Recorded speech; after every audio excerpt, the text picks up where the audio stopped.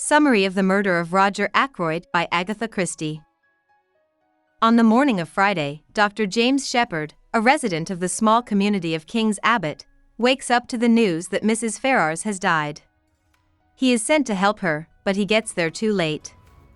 He figures out that Farrars took too much of a drug that makes people sleepy.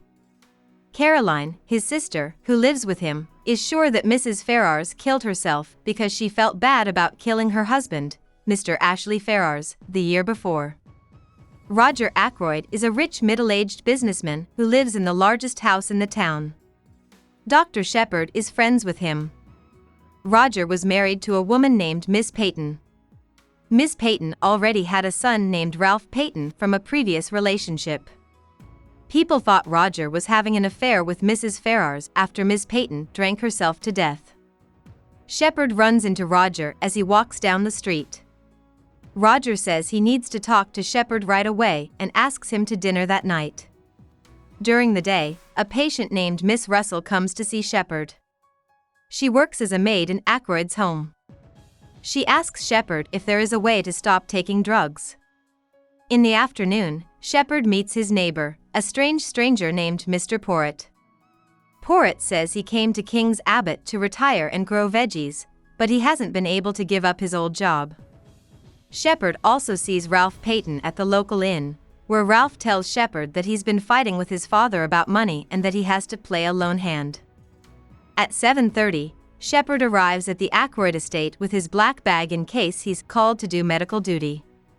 Roger's sister-in-law, Mrs. Ackroyd, Ralph's fiancée, Flora Ackroyd, Roger's good friend, Major Hector Blunt, and Roger's clerk, Geoffrey Raymond, are also in the house. Roger asks Dr. Shepard to meet him in his office after dinner. There, Roger says that he and Mrs. Farrars were in love, but that Mrs. Farrars admits to killing her husband and has now killed herself. She also told Roger that she was being held hostage by someone. Just then, John Parker, the butler, comes in with the evening mail, which includes a letter from Mrs. Farrars. Roger opens the letter and sees that it must have the name of the person who is trying to get money from him. Roger says he'll read it later when Shepard asks him to. Around 8:50, Shepard leaves. On his way out, he meets a strange stranger who seems strangely familiar. He gets a call when he gets home.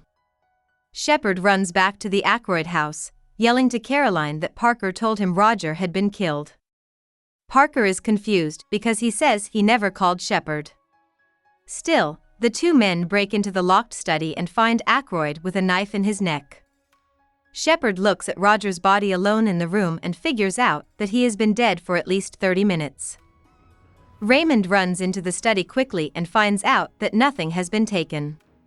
Shepard, on the other hand, sees that Mrs. Farrars' letter is no longer there. When the cops show up, everyone has to say what happened.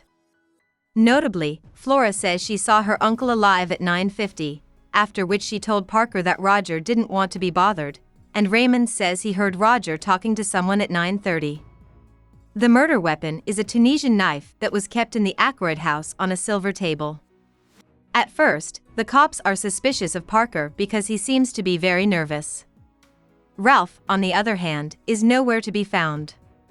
The next morning, Flora asks Shepard to help her convince Mr. Porritt, who is really the famous detective Hercule Poirot and lives next door to Shepard, to look into Roger's death. Poirot agrees to do this, but only if he can see it through to the end, no matter how painful the answers may be. Poirot tells Shepard that he likes him, and he starts to ask Shepard for help with the case.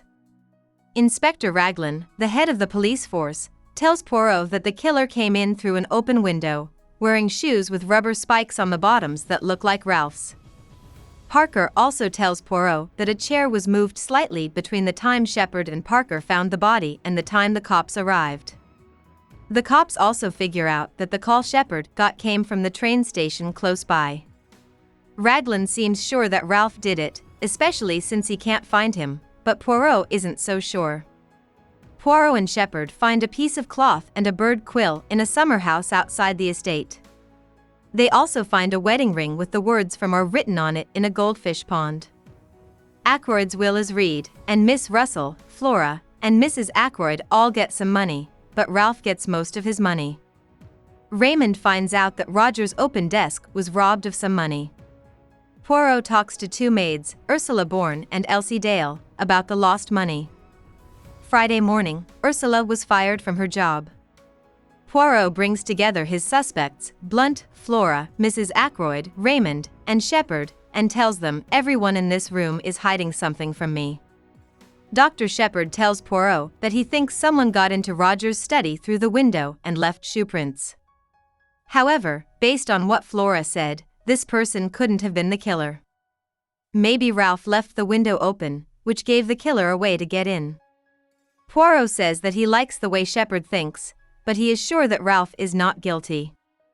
Shepard starts to notice that Poirot isn't telling him a lot of things. The next day, Mrs. Ackroyd tells Shepard that she was taking items from the house and that she was in a lot of debt.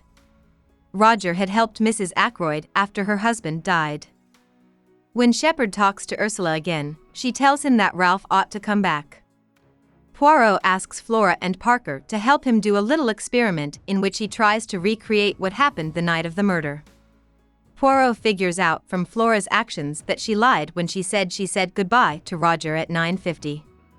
She was trying to hide the fact that she had stolen money from her uncle's desk.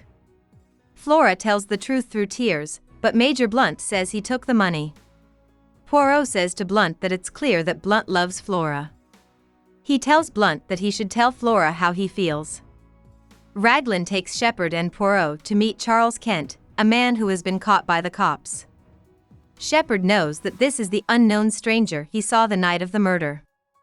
Poirot talks to Miss Russell about the stranger, and she tells him that Charles is her drug-addicted, illegal son, and that she met him at the summer house the night of the murder.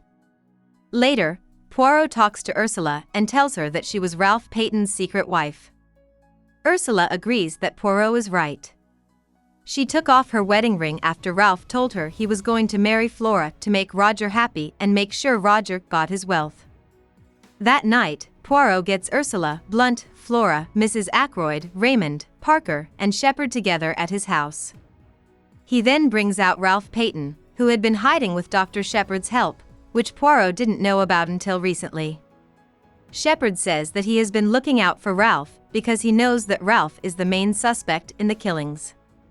Poirot says that he now knows who the killer is and that the killer must come forward before he talks to Inspector Raglan the next morning. No one speaks up, so the guests leave. Shepard is asked to stay behind by Poirot, though. Then Poirot says that he has figured out that the killer is Dr. Shepard himself. Poirot says that he has had doubts about the phone call Shepard says he got the night of the murder. He figured out that the phone call was made to make sure Shepard was in the room when Roger's body was found. Shepard got a dictaphone with a tape of Roger's voice and put it in the office, hiding it behind a chair, so that it would play Roger's voice at exactly 9:30, making Raymond think that Roger was still alive.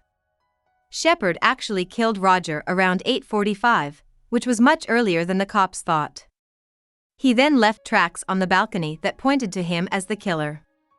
He had set it up so that one of his American patients would call him from the train station. This gave him a reason to run back to the estate and put the dictaphone in his black bag. Poirot has figured out that Shepard killed Roger because he was Mrs. Farrars's blackmailer and didn't want Roger to catch him.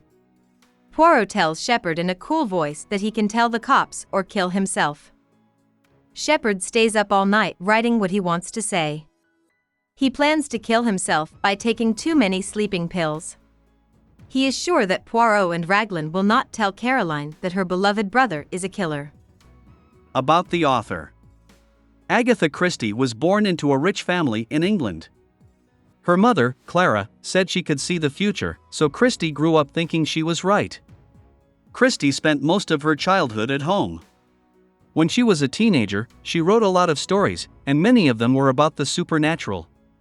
She married Archibald Christie as her first husband. After that, she worked as a nurse during World War I. Her first mystery book, The Mysterious Affair at Styles, came out in 1919. It was about the Belgian detective Hercule Poirot.